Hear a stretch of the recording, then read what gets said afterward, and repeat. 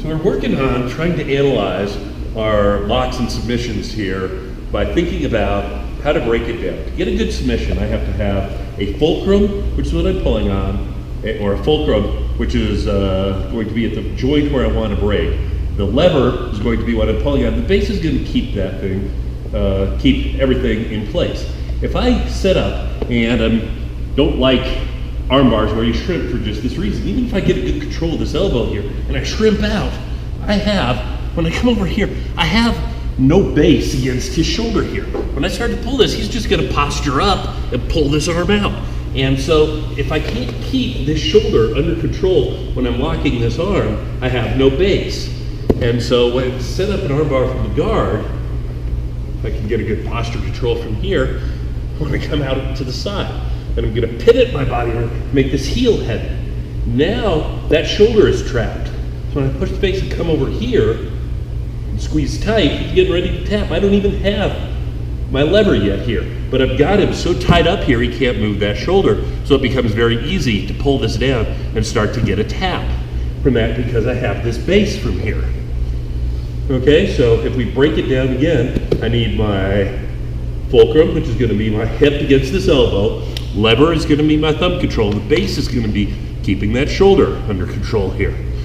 So again, I'm here, going to hip away, and then pivot away and make this heel heavy while I push here. Come out here, pull this nice and tight. Then I can find the thumb and start to pull and get a tap very, very easily. All right, so even if I want to set up something different in terms of from here, if I want to set up a Kimura, I make him post from here. Now I don't like the traditional Kimura so much because if I pin this here, I'm going to sit up here, he knows immediately what I'm going to try to go for. So I want to make him think about his neck. All right, so I'm going to pull him off and set him out here. And then I want him to think that I'm pushing in here and I'm starting to lift this up like I'm setting up for the choke. He doesn't want this to happen.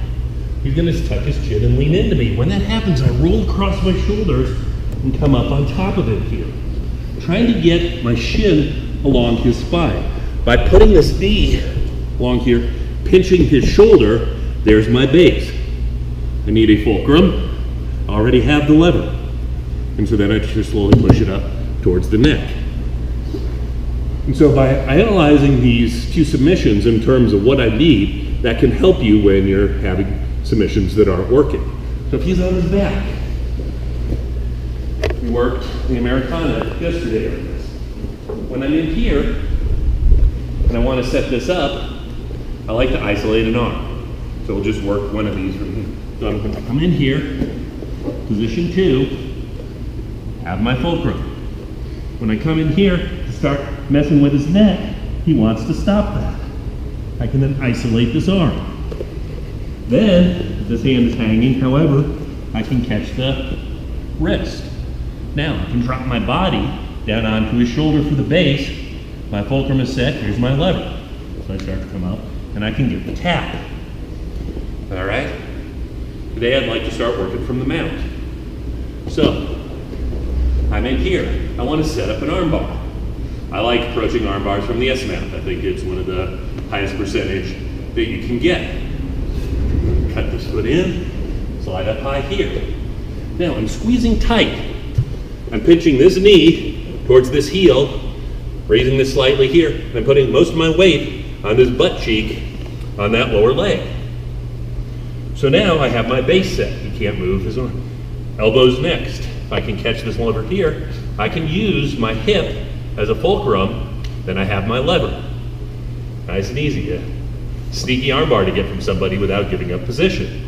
If I can't, want to go through elbow to elbow, foot comes over here, gonna squeeze tight.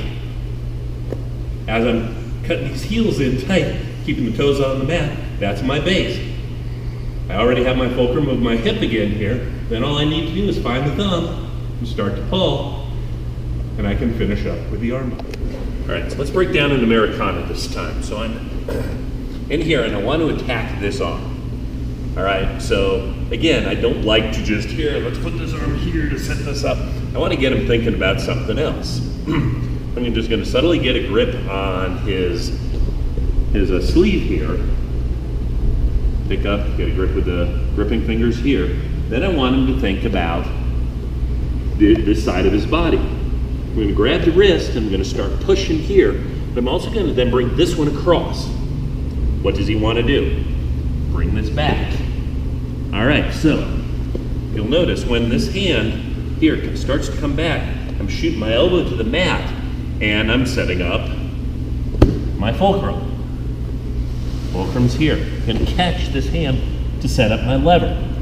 Now as I'm setting up my figure 4 here, what I want to do is fall. And I want this hip to land on this shoulder. Because if this shoulder is under control, he can't move this one and go. So once that's there, I want to fall up high, put my ribs in his face, and now my hip is on his shoulder. That's my base. I'm going to take this foot, cut it in to his hip, this knee back here is going to pinch tight, but that's just to keep me from moving. I'm laying here. So now that I've got this, then it's easy enough to start pulling and get the tap off that. Bringing this elbow all the way back here while keeping this pin to the mat. So again, I'm in here. I subtly grab this. I want him thinking about this side of his body. I'm going to push everything this way. As he tries to bring it back, I catch this as I fall. I can set up my figure 4 and then falling up high. I do this here, so I've got my ribs on his face, my hip on his shoulder. Pinching my heel and my knee together makes it hard for him to move, and then just start coming up and get the tap. Hip wrap choke here is another one that has a nice leverage in it as a motion. And so what I want to do is get him thinking about that again. So instead, this time I want his elbow across, so I'm going to move it the other direction. I want to start pushing here. And what's he want to do? Get that arm up so I come across. Once it's across, I want to put my sternum against his tricep. Then I can cut my hand underneath and catch his wrist. All right, so now as I start to tighten this up, I don't want to tighten this up first because there's no room to get a hand through here. And so while this is loose, I want to take this hand and I want to cut it through and I want to karate chop this other side of his neck here.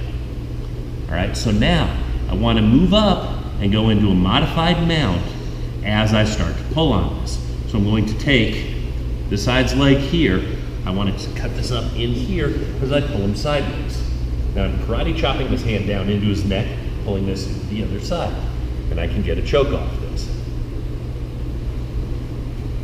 It's one that a lot of people don't expect, and it's a decent percentage as you're going, but if somebody's not expecting it, it seems to come out of nowhere. So we'll set it up again, and then we'll talk about the leverage points. So I want this arm to come out. As he pulls across, I pop this across, sternum to his tricep, reach underneath, grab the wrist. As I start to tighten this up, I sneak this hand through the side of the neck, cut in here. I'm in this modified mount. I'm pushing my karate chop against one carotid, pulling his wrist against the other. Okay? So I'm actually doing 2 different levers here. I've got a second class lever when I'm pulling this in here to make this work. The basing out is he can't move his shoulder because I'm pulling this into my hip. So I have my base. I've got 2 fulcrums. This fulcrum against this carotid, this fulcrum against this carotid. I've got the lever that I'm pulling. And so that's how I break that choke down into the leverage points of fulcrum, lever, and base, okay?